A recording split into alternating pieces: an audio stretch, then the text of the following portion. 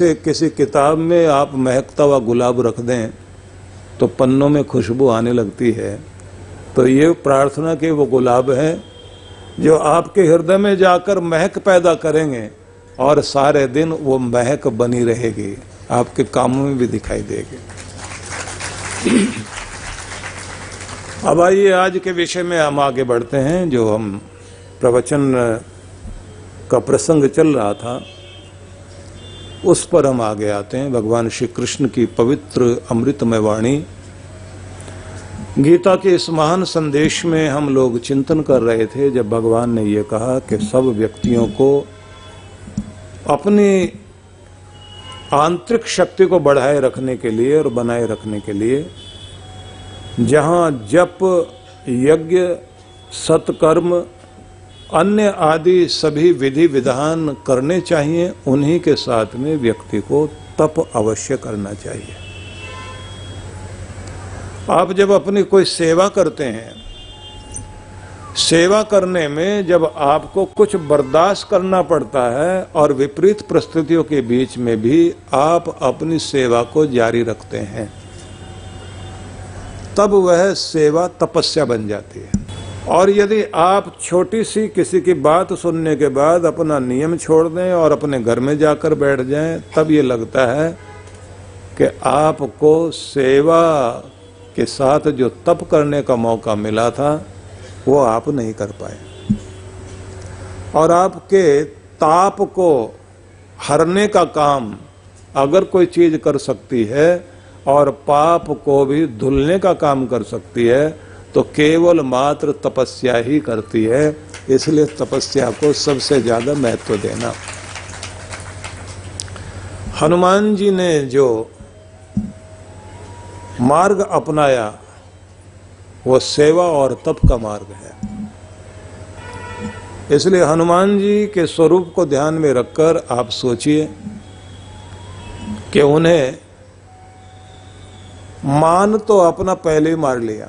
यहाँ हनु तो वैसे ठोड़ी को बोलते हैं, लेकिन हन शब्द को दूसरे रूप में मारना भी कहते हैं। हन मान, सम्मान को पहले खत्म कर दिया कि मेरा सम्मान नहीं, मेरे स्वामी का सम्मान ही सबसे बड़ा सम्मान है, उनको खुशी मिलनी चाहिए, उसी में मेरी खुशी है।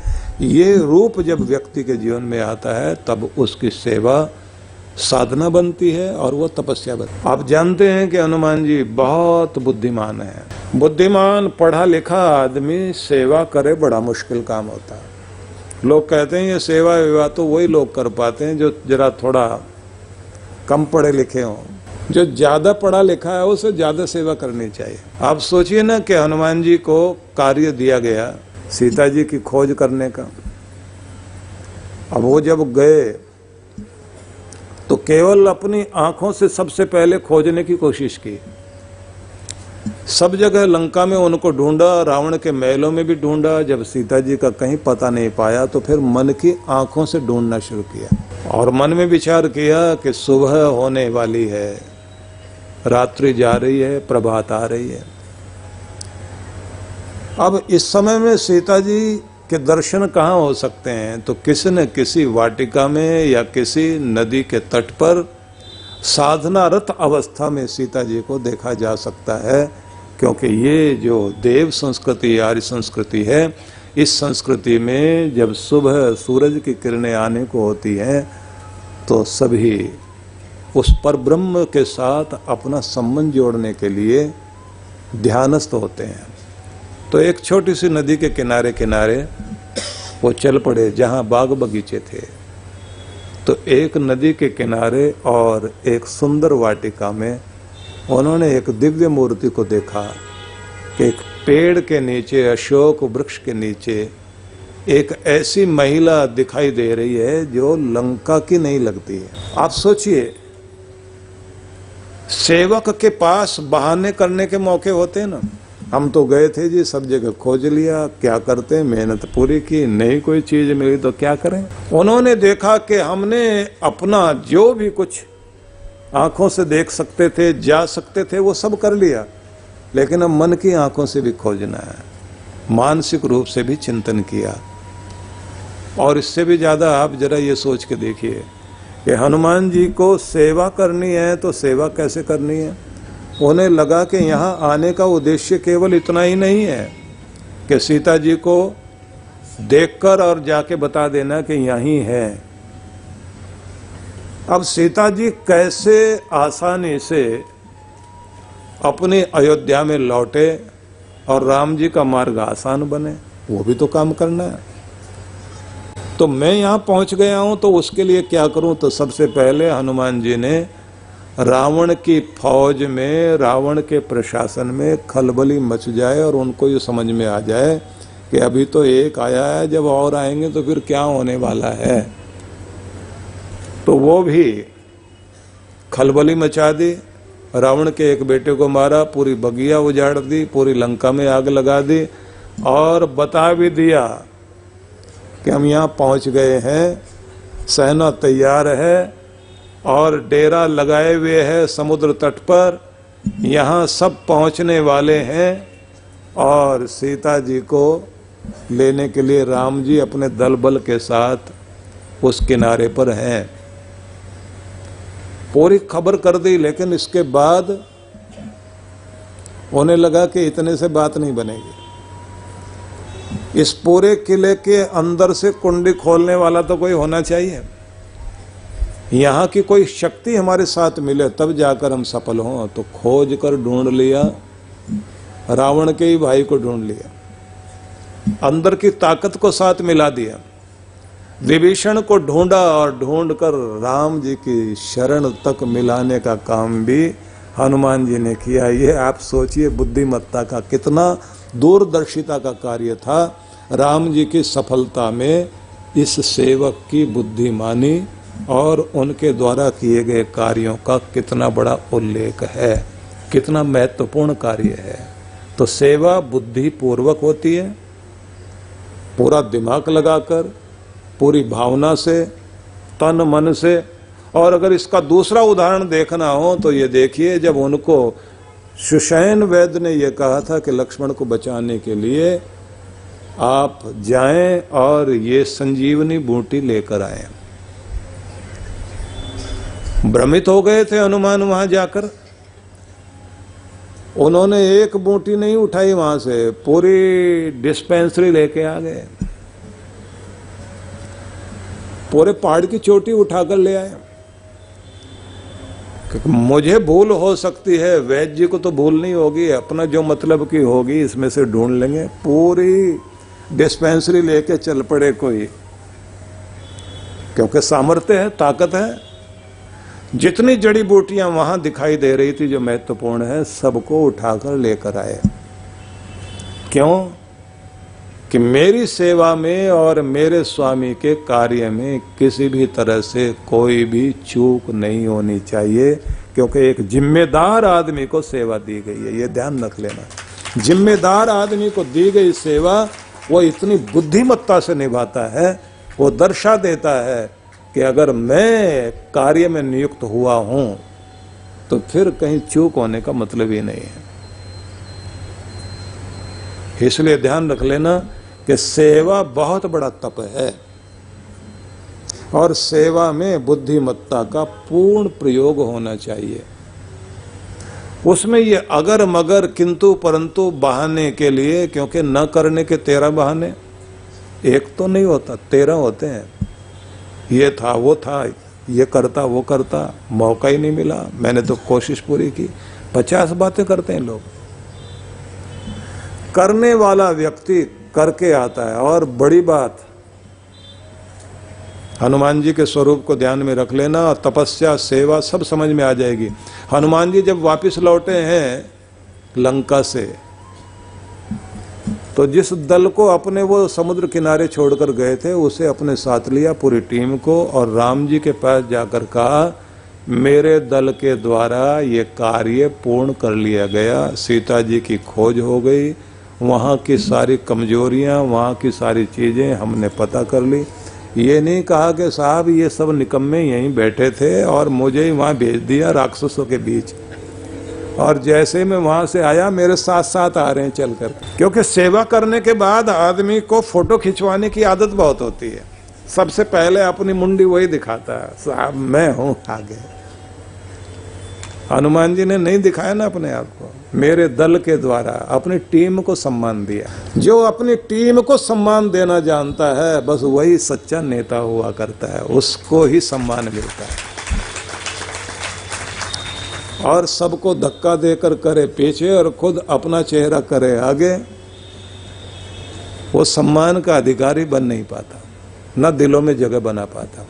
विषय न बदले फिर आगे बढ़ते हैं कि आपको तप करने का, सेवा करने का कहीं भी मौका मिले तो ये मत देखना कि ये दुनिया देखे, अखबार में नाम छपे, फोटो आए। नहीं, मेरी सेवा मेरे भगवान के लिए है, मेरे गुरु के लिए है, मेरे धर्म के लिए है। मैं फर्ज निभाने वाला आदमी हूं।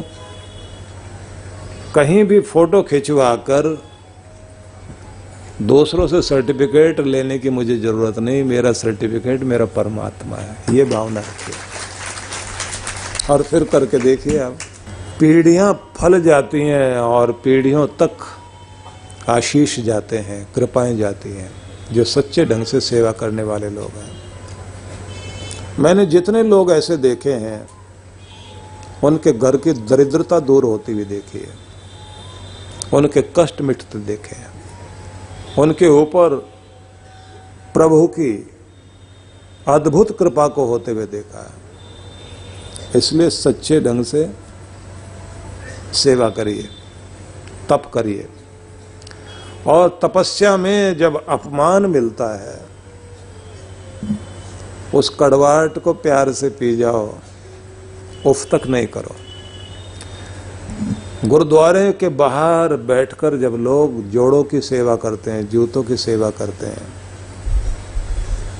मन मन में भगवान का नाम, हाथों से आए गए एक एक व्यक्ति के जूतों को साफ करके चमका के रखते हैं।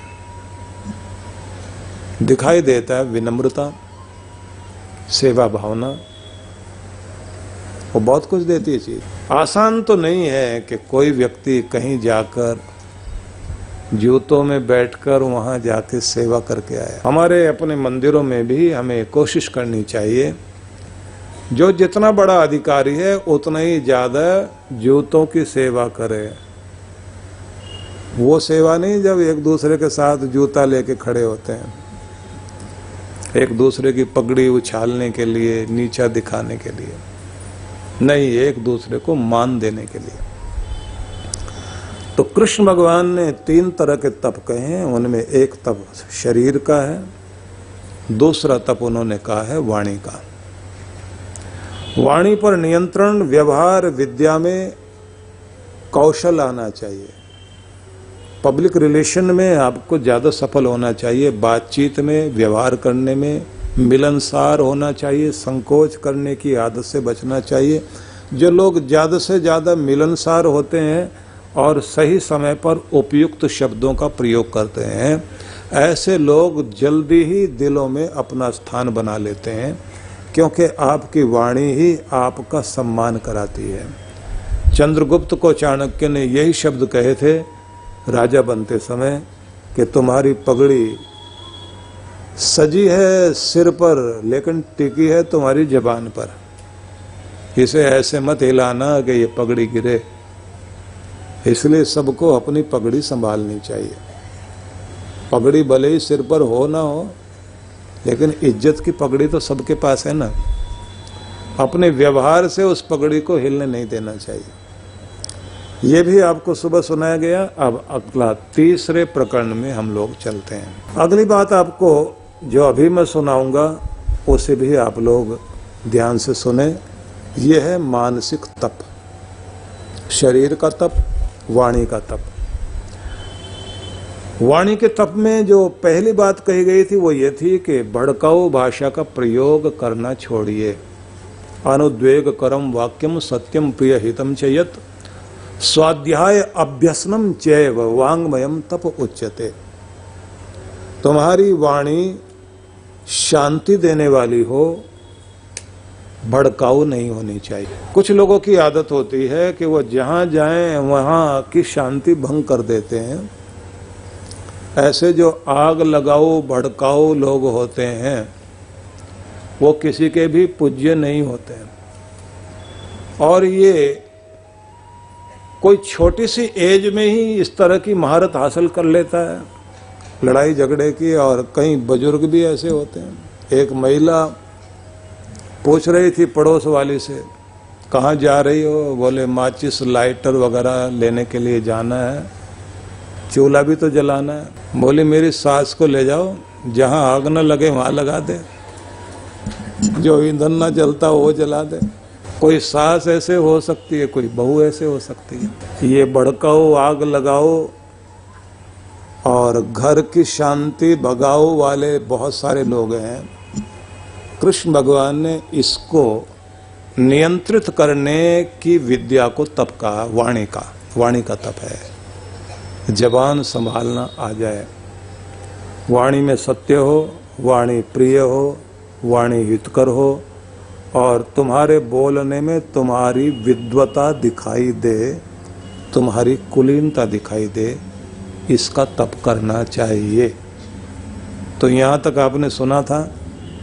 अब अगला प्रसंग है कि भगवान कहते हैं मानसिक तप भी करना चाहिए।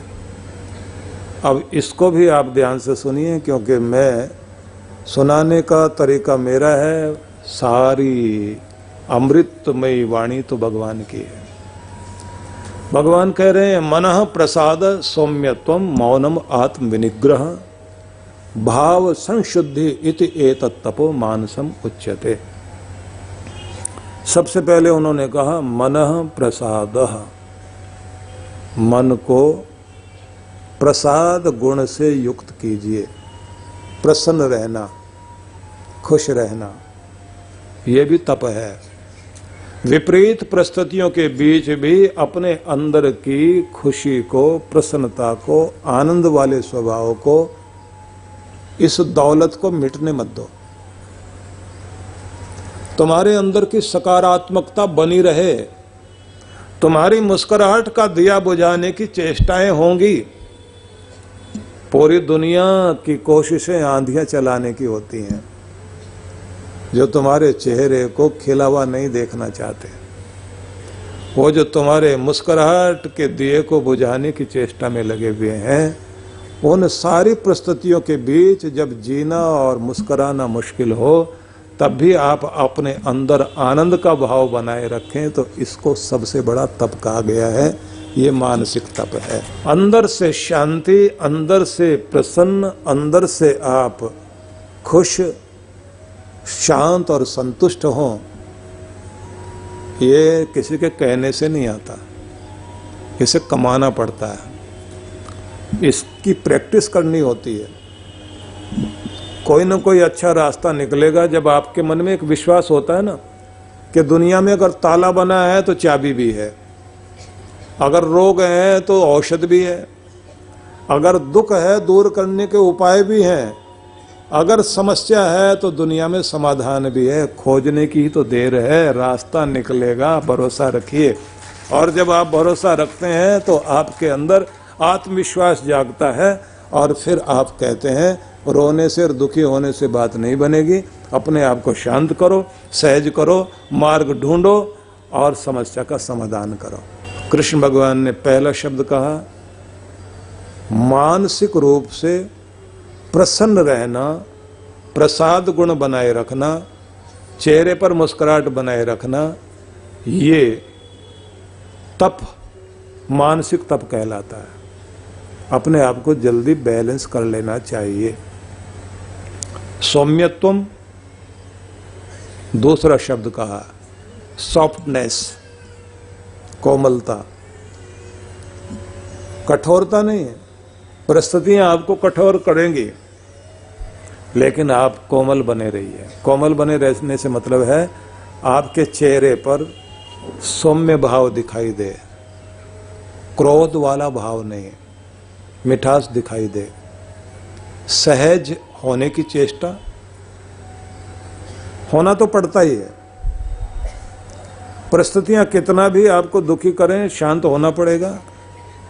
कितना भी आप त्योरियां चढ़ा लें, आखिर में चैन की नींद लेने के लिए और अपना घर व्यवहार चलाने के लिए आपको थोड़ा कोमल तो होना ही पड़ेगा। तो देर क्यों लगानी, जल्दी अपने आप को संभालना आ जाए तो समझ लेना यही है समझदारी, यही है बड़प्पन, कि जो आदमी जल्दी से अपने आप को संभाल। ठीक है, आप पत्थर के नहीं हैं, इंसान है ना, दर्द होता है इंसान को, चोट लगती है तो पीड़ा होगी, दर्द मिला है तो चेहरा कुमलाएगा भी सही है, लेकिन उसे लंबा मत खींच लेना, उसे ज्यादा देर तक अंदर मत बैठा लेना। इसलिए कुछ बातें बहुत जरूरी हैं। एक तो जो लोग अपना खान पान ठीक रखते हैं और अपने शरीर को स्वस्थ रखते हैं, तो ऐसे लोगों को गुस्सा या कोई दुख या परेशानी आ भी जाए, जल्दी खुद को बैलेंस करते हैं। कमजोर आदमी अंदर से जल्दी गुस्से में आएगा, जल्दी रोने लग जाएगा, जल्दी खुश भी हो जाएगा। तो अपने आप को एक तो अंदर से स्ट्रांग बनाइए। जिसका ब्लड प्रेशर लो रहता है या जिसका हाई रहता है, उनके साथ भी परेशानी यही है। जल्दी कोई बात बुरी लगी तो उनका प्रेशर एकदम ऊपर पहुंच जाएगा, 72 से शुरू होगा या 80 से शुरू होगा और होते होते वही 90-100 तो नीचे का हो जाएगा, ऊपर का कहाँ तक पहुंच जाए, जितना दबाव ले लिया। और एक बात याद रख लेना, जो चीज आपके हार्ट को नुकसान देती है वही ब्रेन को भी नुकसान करती है।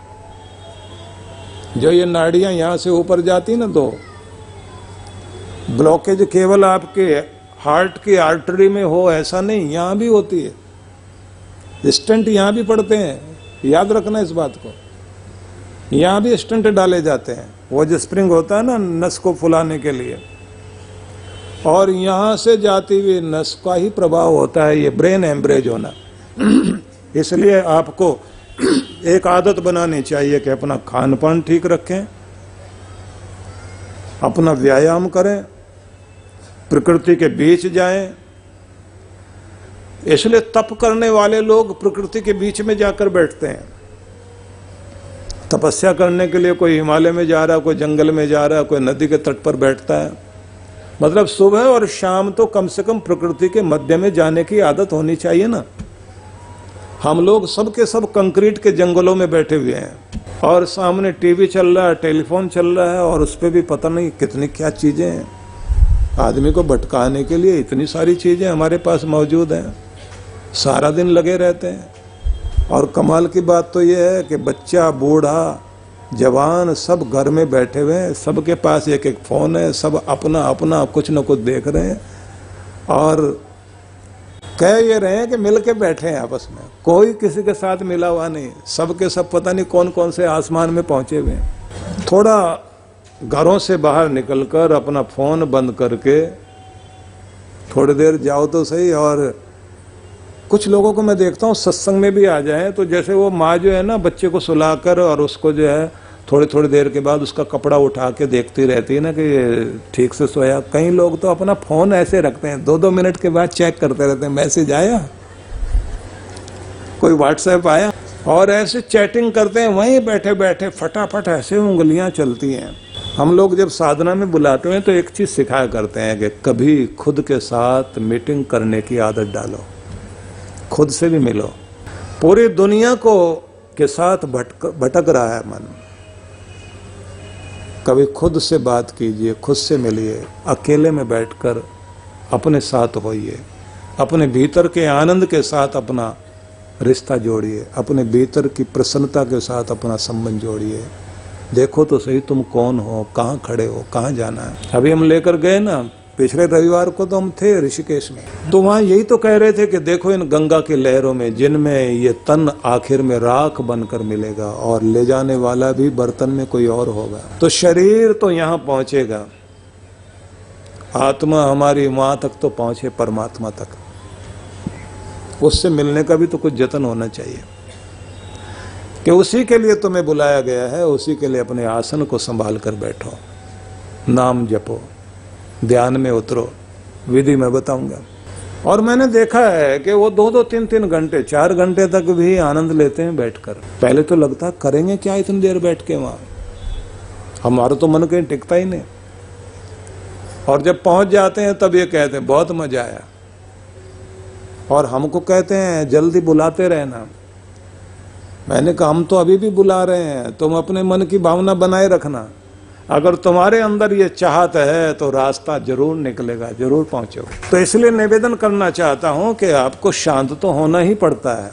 अपने आप को अभ्यस्त कीजिए कि जल्दी से खुद को संभाल लिया करें और प्रकृति के बीच जाने की आदत बनाएं, कंक्रीट के जंगलों से बाहर निकलने की आदत बनाएं। प्रकृति के साथ संबंध जोड़ने का स्वभाव हमारा होना चाहिए। कृष्ण भगवान ये कहते हैं मन को प्रसन्न रखना, कोमलता, शांति, मौनम आत्म विनिग्रह, और अपने मौन पर सबको काम करना चाहिए। नपतुला बोलना बड़ी बात होती है, लेकिन मौन में जाना भी एक बड़ा तप है। थोड़ी देर के लिए 20 मिनट, आधा घंटा, 1 घंटा अगर आप मौन कर लिया करें, और मौन का मतलब केवल चुप होके बैठने से नहीं होता। मौन का मतलब होता है कि अब आप इतने शांत हो जाएं कि बाहर का भी शोर बंद हो जाए और अंदर जो शोर चल रहा है विचारों का, उसे भी शांत कर दें। जब आप आंखें बंद कर दें तो अंदर भी तो एक भीड़ और एक शोर सुनाई देता है ना, न जाने क्या क्या बातें याद आती हैं। तो अपने आप को अंदर से भी शांत कर दें और अपने कान को भी मौन कर दें, विचारों को भी मौन कर दें, और अपनी आंखें भी बंद करके बैठे, इतने शांत और सहज हो जाएं। नियम होता है साधना में जाने का कि जैसे आप यहाँ बैठे ना, तो एक साथ पूरे हाउस को देखिए, पूरा सदन देखिए, आप पूरा दृश्य एक साथ आंखों से देखिए, और फिर आंखें बंद करके उतने ही शांत हो जाइए। विचार आ रहे हैं, जा रहे हैं, एक चीज पर ध्यान टिकाओगे और फिर उस पर विचार करने लग जाओगे तो वो विचार उठाकर आपको न जाने कहाँ भगा कर ले जाता है। संपूर्णता को देखते हुए अपने अंदर शांत होइए। संपूर्ण तरह के शोर जो चारों तरफ से आ रहे हैं उन्हें सुनते सुनते खुद को शांत करिए, और जो शरीर को अनुभूति हो रही है इस समय गर्मी या सर्दी की, उस सब को एक साथ अनुभव करते हुए खुद को शांत करिए।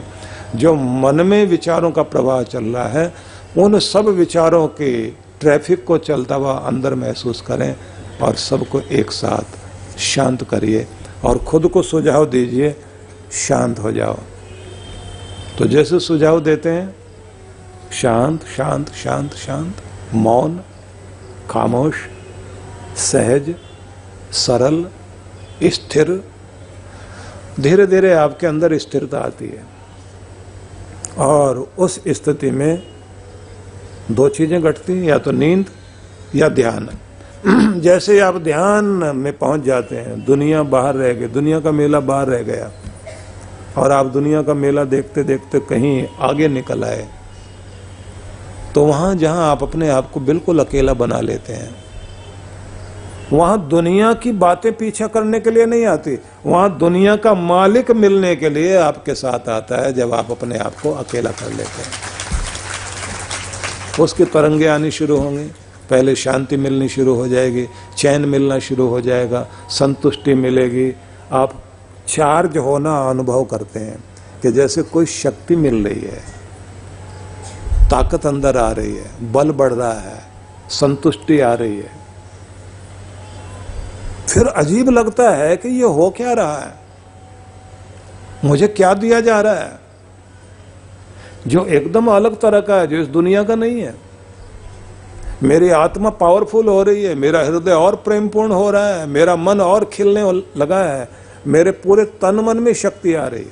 रात्रि में सोते समय जब आप गहरी नींद लेते हैं तो पूरी विश्व शक्ति आपके मस्तिष्क में प्रवेश करती है। उस समय 10% विश्व शक्ति आपको नींद से मिलती है। किसी आदमी को कितना भी बढ़िया आप खिलाइए पिलाइए, टॉनिक दीजिए, लेकिन सोने मत दीजिए, तो शरीर की ताकत नहीं बनेगी। बीमार हो जाएगा। नींद में हमको मिलता क्या है? नींद में आपका ये सहस्रार चक्र और ये सारे चक्र, ये इंडोक्राइन ग्लैंड्स, इन सब का संबंध जो है विश्व शक्ति से, यूनिवर्सल पावर से, आपका सुप्रीम पावर से आपका संबंध जुड़ने लगता है। और वहाँ से आती हुई जो ताकत है वो आपको चार्ज कर रही होती है। आपके बॉडी सेल्स जितने भी हैं, डैमेज सेल्स, उनकी रिपेयरिंग शुरू हो जाती है। आपके मस्तिष्क के जितने भी न्यूरॉन्स हैं उन सबको एक नई शक्ति दी जा रही होती है। उससे आपकी स्मृति शक्ति बढ़ती है, उससे आपकी जो पिट्यूटरी ग्लैंड है, आपकी पीनियल ग्लैंड है, उसके अंदर बहुत बड़ा परिवर्तन आता है, जिसका प्रभाव आपकी बुद्धिमत्ता पर भी पड़ता है। अच्छी याददाश्त के लिए जरूरी है अच्छी नींद का होना। इसलिए आपको, क्योंकि ये मैं मेडिकल साइंस की बात न करके वो बताना चाहता हूँ जो हमारे देश का अध्यात्म है, वो ये दर्शाता है कि आपकी साधना आपको बहुत कुछ देती है। हर एक को बैठना चाहिए, नींद भी लें, ध्यान में भी बैठें, भजन गाएं या जप करें या माला जपें। जपते जपते आप इतने तल्लीन हो जाइए कि आपको अपनी होश न रहे। तो भगवान ये कहते हैं मन से प्रसन्न रहना, सौम्यता, कोमलता को अपनाना, शांति को अपनाना, मौन और अपनी खामोशी में स्थिर होना। और अगला शब्द उन्होंने कहा है आत्म विनिग्रह, स्वयं पर नियंत्रण लगाना, ये भी तप है। बड़ा प्यारा शब्द है ये। इसका मतलब होता है कि आपका नियंत्रण आपके हाथ में होना चाहिए, दूसरे के हाथ में नहीं। आपका रिमोट कंट्रोल आपके हाथ में जाए, दूसरा कोई आपको कंट्रोल ना करे। आपकी कि तारों को या धागों को, जैसे कठपुतली को दूसरे लोग नचाते हैं, आपको कोई कठपुतली ना बना ले, दूसरा कोई धागे हिलाए और आप हिलना शुरू कर दें। अपना नियंत्रण दूसरों के हाथ में मत दीजिए। अब कहने के लिए तो ये बात बहुत साधारण सी है लेकिन ये वास्तव में बहुत ही ज़्यादा महत्वपूर्ण बात है।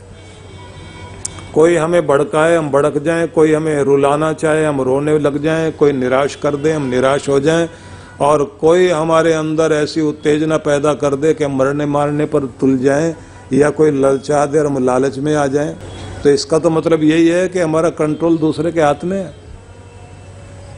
बस यही सीखना है आपको कि आपका नियंत्रण आपके हाथ में आए और आप किसी भी स्थिति में दूसरे के द्वारा प्रभावित ना हो।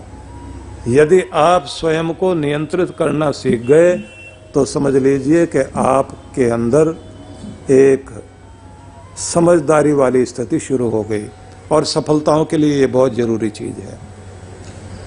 बहुत तरह के लालच हर किसी की ज़िंदगी में हैं, और जैसे कोई छोटे से ताप से पिघल जाता है, मक्खन थोड़ा सा ताप देखते ही पिघलता है मोम के लिए थोड़ा ज़्यादा ताप चाहिए लेकिन पानी को उबलने के लिए, भाप बनने के लिए 100 डिग्री चाहिए। लोहे के लिए 1000 डिग्री, तांबा थोड़ा और गर्मी चाहता है पिघलने के लिए 1500 डिग्री पर। सबकी अपनी अपनी डिग्री है, लेकिन जो किसी भी डिग्री पर ना पिघले, ना टूटे, ना झुके, ना हिले, बस समझ लेना चाहिए वही है धीर पुरुष, वही है असली तपस्वी। जैसे ही आदमी लालच को बढ़ा देता है ना, नोट थोड़े ज्यादा बढ़ा के सामने कर दे तो वहां गर्दन हिलनी शुरू हो जाती है। 2 बातें सुनकर हम बर्दाश्त कर लेते हैं, लेकिन अगर 4-6 हो जाए तो आपा खोने लगते हैं। लोग देखते हैं ना कि हम कहाँ भड़कते हैं, कहाँ टूटते हैं। तपस्या यही तो है। इसलिए भगवान श्री राम के स्वरूप को जब हम लोग पूजते हैं तो वहाँ उनकी वो लीला याद आती है, वो महिमा याद आती है कि चाहे दुनिया का साम्राज्य उनके सामने था, या फिर फकीरों का भेष बनाकर, तपस्वियों का भेष बनाकर वन में जाने का मौका आया, किसी भी स्थिति में राम जी के चेहरे पर कोई भी दुख की रेखा नहीं देखी गई, वो उसी तरह से शांत रहे, उन्हें कोई हिला नहीं पाया। उनकी प्रसन्नता वैसे ही थी, आंसुओं से भीग रही थी अयोध्या की गलियां, लेकिन पूरी प्रजा रो रही है कि राम हमें छोड़कर मत जाओ, हम सब आपके साथ। वैसे ही शांत और वैसे ही धैर्य के साथ मुस्कुराते हुए राम अयोध्या को छोड़कर बाहर निकले। अभी भी कुछ स्थानों में बड़ा कुछ भावपूर्ण दृश्य देखने को मिलता है। बाली द्वीप में अब जाएं, वहां पर एक दिन ऐसा मनाया जाता है जब उस दिन में और उस रात में रोशनी नहीं की जाती। हवाई अड्डे की भी रोशनी बंद कर देते हैं वो लोग, कोई उड़ान उस दिन नहीं उड़ती। पूरी रात घरों के अंदर रोशनी नहीं होती। उनका कहना है कि इस दिन हमारे राम यहाँ से गए थे, कि जब राम ही चले गए यहाँ से छोड़कर, तो हमारी नगरी में कैसे उजाला हो सकता है। और हमारे यहाँ जो है राम जी के आगमन को ही दिवाली के रूप में मनाया जाता है ना, कि वो पधारे थे तो घर घर में दीप जले। ये भावनाएं हैं व्यक्ति की, कि मान दें तो इतना मान दें। आप सोचिए, हिंदू लोग रहते हैं बाली द्वीप में। इंडोनेशिया पूरे संसार भर में सबसे अधिक मुस्लिमों की जनसंख्या वाला देश है, और उसमें एक छोटा सा द्वीप है जिसको बाली द्वीप बोलते हैं। वहाँ पर बहुत सारे हिंदू लोग रहते हैं। मजे की बात यह है कि वहाँ के लोगों की जो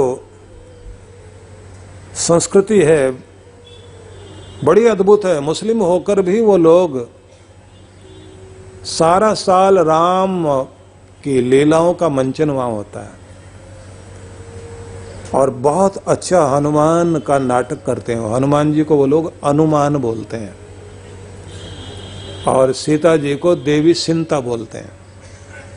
जितनी बड़ी बड़ी मूर्तियां, स्टैचू उन्होंने रोड पर लगा रखे हैं।